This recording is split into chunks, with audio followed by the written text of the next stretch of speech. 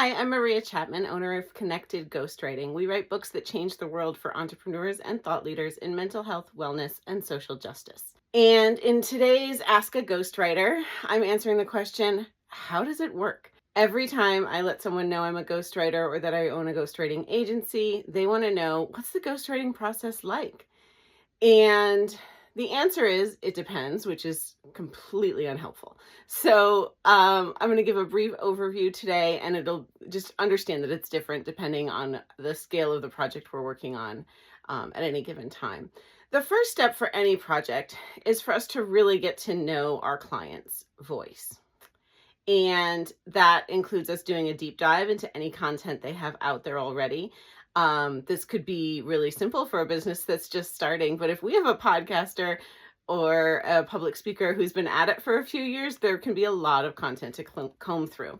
But what we're looking for is patterns of thought, patterns of speech, and repeated things that they say. Do they have a signature framework that they're working from? Do they have catchphrases that they use?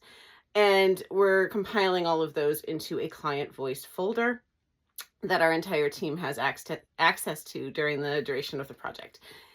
After we figure out client voice from their content, we have a few meetings for planning purposes. Now, if this is a book project, that's where we're planning the goal of the book and the contents of the book on a large scale. And if we're doing a website, that's where we're planning things like the sitemap and what web pages will need to be written, if you want an ongoing blog contract and how frequently you want those blogs posted, what sort of content you want, and what reading level you want it written on. This is really important because if your audience is, let's say you're talking to people in the medical field, you can use a higher level of language than you can if you're talking to the general public. So we really want to make sure that we're crafting content that your readers can access and engage with. After we establish the client voice folder and get a large scale vision of the project, we start our content download meetings. And those content download meetings are exactly as they're described. We ask questions and pull things out of you to get your content out. Now, in the case of writing a memoir, these meetings can be incredibly emotional at times.